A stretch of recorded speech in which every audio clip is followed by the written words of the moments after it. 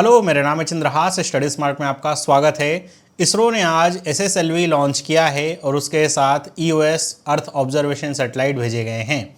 तो क्यों है इतना इम्पोर्टेंट ये लॉन्च, क्यों इसकी इतनी चर्चा हो रही है, सब कुछ हम डिटेल में समझेंगे।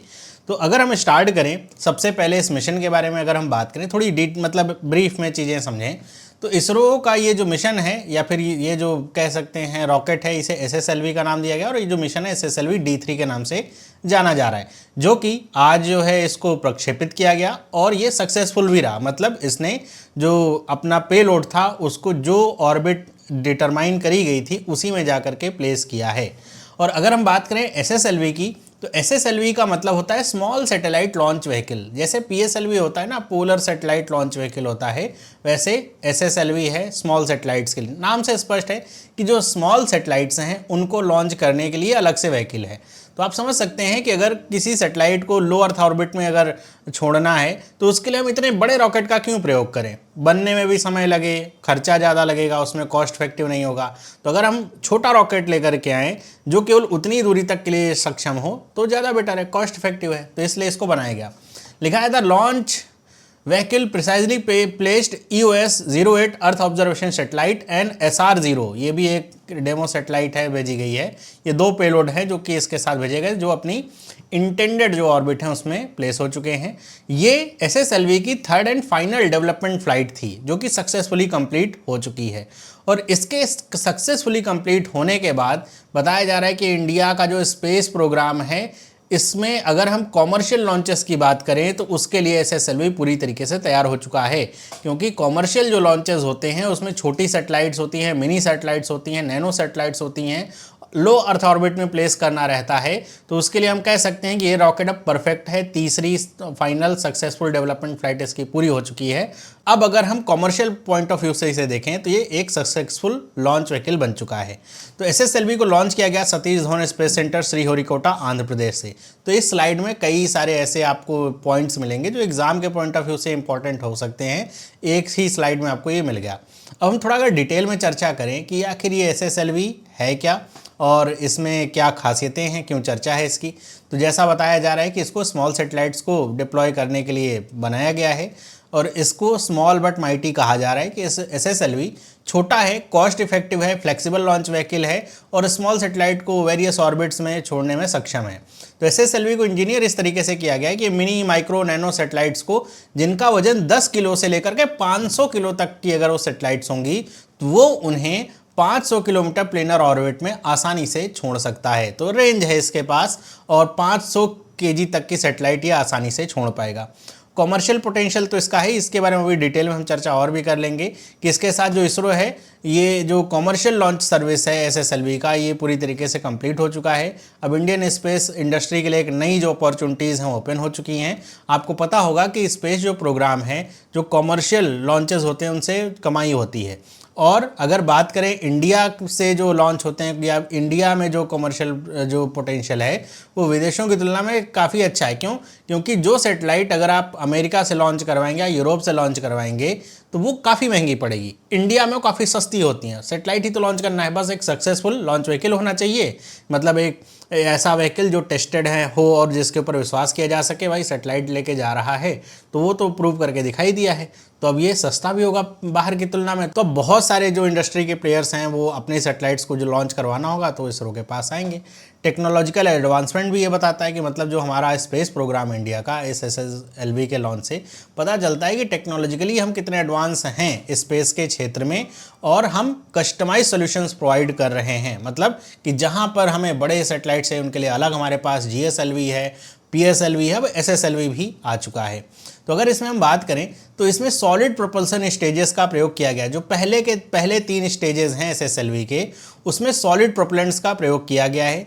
इसकी वजह से ये सिंपल भी हो जाता है और कॉस्ट इफेक्टिव हो जाता है इसको बिल्ड करना और ऑपरेट करना। तो ये थोड़ा सा कह सकते हैं सिंप्लीफाई है। इतना ज़्यादा हमको ऑपरेट नहीं करना पड़ेगा, इतना ज़्यादा टाइम ड्यूरेशन नहीं देना पड़ेगा कि भाई बहुत समय लगेगा प्रिपेयर करने में।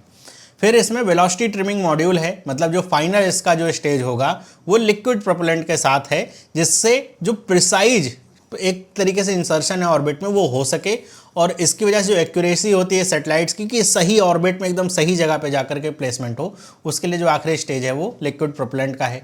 इसकी डिज़ाइन कैसी है, मॉड्यूलर है, जिसकी वजह से इस पर हम डिफरेंट जो सैटेलाइट के पेलोड्स हैं, जैसा पहले बताया कि 10 से लेकर के 500 किलोग्राम के जो पेलोड्स हैं वो इस पर डाले जा सकते हैं।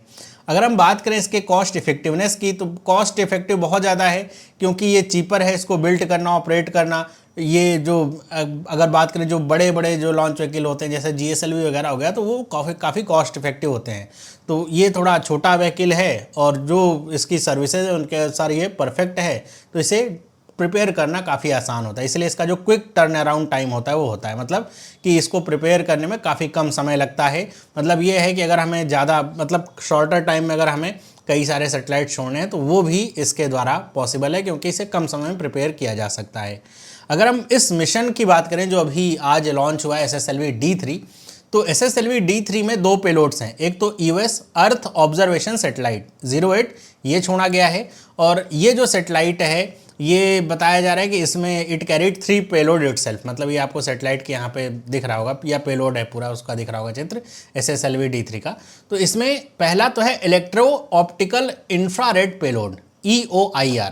ये किसके लिए है, तो ये सैटेलाइट बेस्ड सर्विलांस के लिए है, इन्वायरमेंटल मॉनिटरिंग के लिए है और डिजास्टर मैनेजमेंट के लिए काम करेगा EOIR। फिर इसमें दूसरा है global navigation satellite system reflectometry payload GNSS-R। ये किसके लिए है, ये ओशियन सरफेस विंड एनालिसिस करेगा, सॉइल मॉइस्चर असेसमेंट करेगा, साथ ही साथ फ्लड डिटेक्शन के काम भी आएगा। तो आप समझ सकते हैं प्रैक्टिकल यूज़ के लिए इसको भेजा जा रहा है। फिर दूसरा है SIC UV डोसीमीटर। ये क्या है, तो ये मॉनिटर करेगा UV और गामा रेडिएशन जो हैं, और with potential application in the Gaganyaan human space flight mission. आपको पता होगा कि भारत का जो नेक्स्ट जो बड़ा मिशन है वो गगनयान मिशन है, मतलब हम अपने जो सैटेलाइट लॉन्च व्हीकल है उसमें बिठा करके अपने एस्ट्रोनॉट्स को अंतरिक्ष में भेजने वाले हैं, पहली बार ऐसा होगा। तो उसके लिए भी ये जो UV और गामा रेडिएशन है उसकी स्टडी करने का काम करेगा, ये जो तीसरा पेलोड है। फिर इसमें एक जो दूसरा यहाँ पे रखा गया है, मतलब एक और इसमें गया था SR-07 डेमोसैट। तो ये एक स्मॉल डेमोन्स्ट्रेशन सैटेलाइट था जो कि चेन्नई बेस्ड स्टार्टअप है स्पेस रिक्शा, इसके द्वारा बनाया गया था, तो वो भी इसके साथ गया है। मतलब EOS 08 जिसमें 3 आपके पेलोड हैं और उसके साथ SR-07 डेमोसैट। तो ये 2 पेलोड सक्सेसफुली प्लेस हो चुके हैं अपनी अपनी ऑर्बिट में। अगर हम कंक्लूजन की बात करें कि इन सब से क्या हमें समझ में आया, तो हमें ये समझ में आया कि एक तो ये तीसरा और इसका फाइनल डेवलपमेंट लॉन्च था जो कि सक्सेसफुल हो गया, जिसकी वजह से जो EOS 08 सैटेलाइट है वो भी प्लेस हुई और SR-0 भी प्लेस हो गई अपनी इंटेंडेड ऑर्बिट में। इससे हमको ये पता चल गया और पूरी दुनिया को ये पता चल गया कि इंडिया की जो स्पेस टेक्नोलॉजी और कैपेबिलिटीज़ हों कितनी ज़्यादा आगे पहुंच चुकी हैं।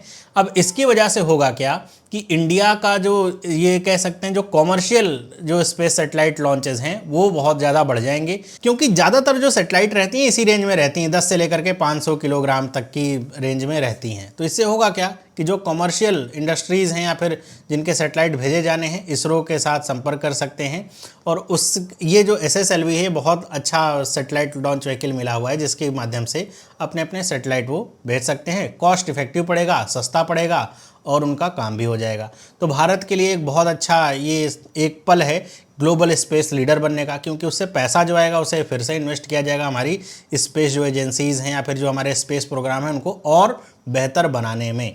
और भारत की जो स्पेस एजेंसीज़ हैं या जो स्पेस प्रोग्राम इसलिए जाने ही जाते हैं कि जितने में हॉलीवुड की एक मूवी नहीं बन पाती है उससे कम कीमत पे हमने मंगल तक जो है एक सैटेलाइट भेज दिया, मंगलयान के नाम से आपने सुना होगा। तो इसीलिए जाना जाता है कि हमारे जो सैटेलाइट लॉन्च होते हैं और जो पूरी टेक्नोलॉजी है वो सिर्फ सक्सेसफुल ही नहीं है कि सक्सेसफुल हो रहे हैं, इसके अलावा वो बहुत कॉस्ट इफेक्टिव भी हैं, कम कीमत पर भी हो रहे हैं। इसलिए बहुत इंपॉर्टेंट ये हो जाता है। तो आई होप आपको ये सारी चीज़ें समझ में आ गई होंगी।